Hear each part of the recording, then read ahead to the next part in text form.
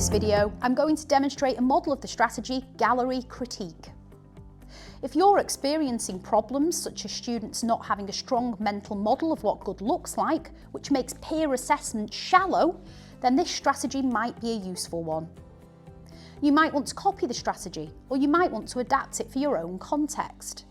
If you do adapt it, do remember to try to maintain the steps that we think make this strategy effective. These are: before the peer review begins, share explicit success criteria for the task. Model how to give constructive, respectful feedback using sentence stems or examples. Arrange students' work around the room on desks, clipboards or walls. Number each piece for easy reference and assign students to start at a particular station and rotate in small groups or pairs. Provide students with prompt sheets or sentence starters to focus their feedback. And then after the rotation, students return to their own work, read the peer feedback and reflect on how to improve. They can then spend some time revising their work.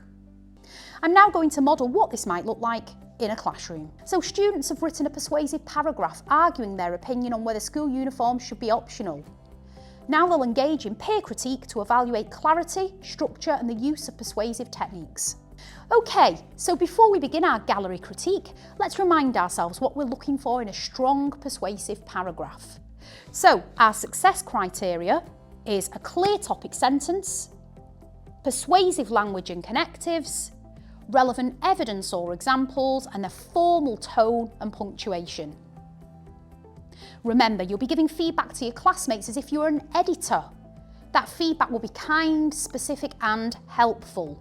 That means no vague comments like "it's good." Instead say, "The opening is strong because," or "try adding an example to support your point." So I've already placed your paragraphs around the room, each labelled with a number, and you'll start at the number I assign you.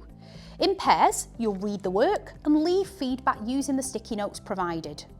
So you'll have 3 minutes per station. When I say switch, you'll move to the next number. Okay, so get your clipboards and I want you to move to your starting stations from the number I gave you now. Okay, here's a feedback guide.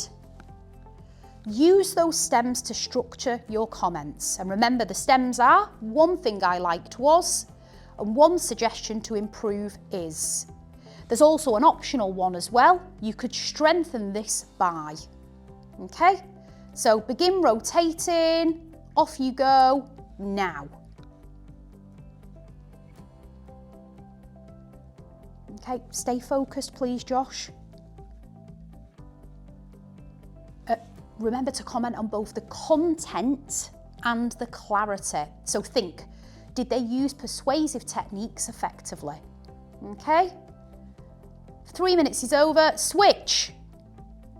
Now return to your own paragraph. Now we've done all the rotations, and read the feedback you received.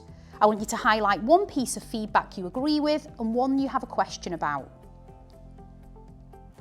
Okay, great, pens down. In your books, finish this sentence.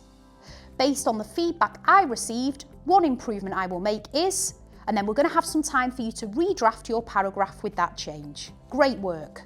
So you can see that this strategy not only strengthens evaluative thinking for students, but it also builds that positive classroom culture of collaboration and trust.